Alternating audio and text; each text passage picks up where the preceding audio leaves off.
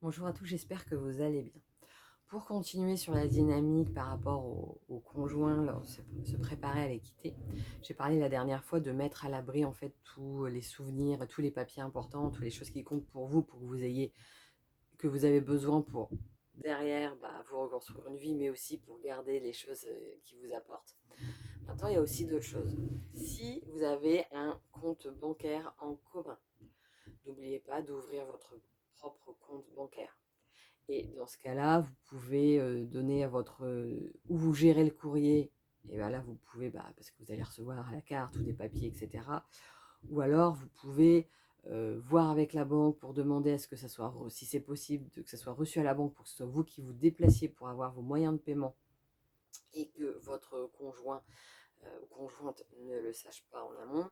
Ou alors, vous pouvez demander est-ce que ça arrive chez une personne qui serait au courant, un proche, vous aurez pu dire, bah voilà, faites le livret à cette adresse-là de manière à ce que vous puissiez préparer votre départ en toute sécurité sans que la personne, le ou la PN, le sache et mettre des bâtons dans les roues ou de nouveau essayer de vous embobiner pour vous récupérer. Parce que c'est quand même ça qu'il va essayer en premier lieu. Comme l'emprise est déjà faite, que ça demande du temps et de l'énergie, il va essayer de préserver ça. Et quand il va voir que ça marche pas, c'est là qu'il passe en phase vraiment de destruction, encore pire que ce que vous avez pu vivre pour certains pendant la relation. Ça dépend en fait de comment vous êtes vous, comment vous êtes accompagné, comment lui il a mis certaines choses, mais dans tous les cas, il fera tout pour vous faire du mal. Donc il y a ce point-là qui est indispensable d'avoir un moyen de paiement. Comme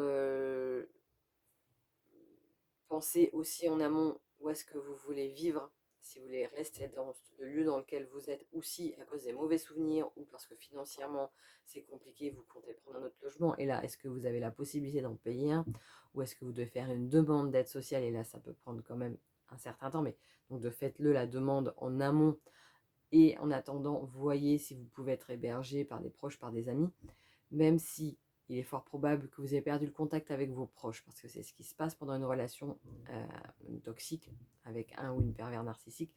Pour autant, ces proches, si vous les appelez, vous pouvez présenter vos excuses pour ce que vous avez pu dire ou faire à leur propos à un certain moment et vous expliquer même brièvement la situation. C'est-à-dire que vous avez vécu des violences psychologiques, que là, vous devez à tout prix le quitter parce que c'est plus possible.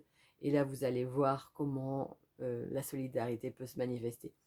Je ne dis pas chez tout le monde, mais pour beaucoup, vous allez voir qu'ils vont vous soutenir, qu'ils vont vous encourager, s'ils peuvent vous aider, que ce soit pour le déménagement, pour vous accompagner dans certaines démarches, pour vous conseiller, pour vous mettre en relation, pour vous accueillir chez eux, voire pour vous aider financièrement quand ils le peuvent, et bien certains le feront. Donc ne partez pas sur un ah j'ai tout coupé avec eux et donc c'est fini, je suis toute seule. Essayez. Vous n'avez rien à perdre, même si c'est difficile d'admettre que ce que vous avez vécu, vous n'avez peut-être même pas encore pris conscience précisément de la profondeur de l'emprise et de tout ce que ça implique, mais pour autant, vous pouvez déjà mettre des graines là-dessus pour avoir déjà un soutien émotionnel, à minima, voire peut-être aussi un soutien financier ou quoi que ce soit. Et dans tous les cas, ça permet de mettre des actions en place qui vous aident vraiment à aller dans cette dynamique où vous bougez pour vous en sortir. Donc, dans la vidéo précédente, on a parlé des souvenirs, des choses qui sont importantes pour vous, mais aussi des papiers importants que vous pouvez avoir besoin pour vous reconstruire. Là, pensez au compte bancaire, pensez à prévenir vos proches pour que vous ne sentiez pas seul. Et,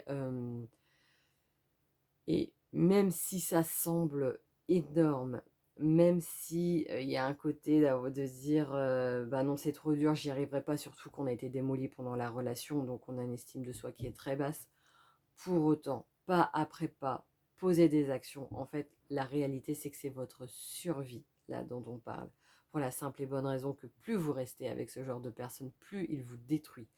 Il détruit vraiment votre flamme intérieure. Donc là, ça va se manifester concrètement par une dépression qui pourra amener finalement jusqu'à un suicide ou une maladie qui va se développer et qui fera que ça empirera encore plus les choses. Donc, préservez-vous. Vous méritez mieux dans tous les cas.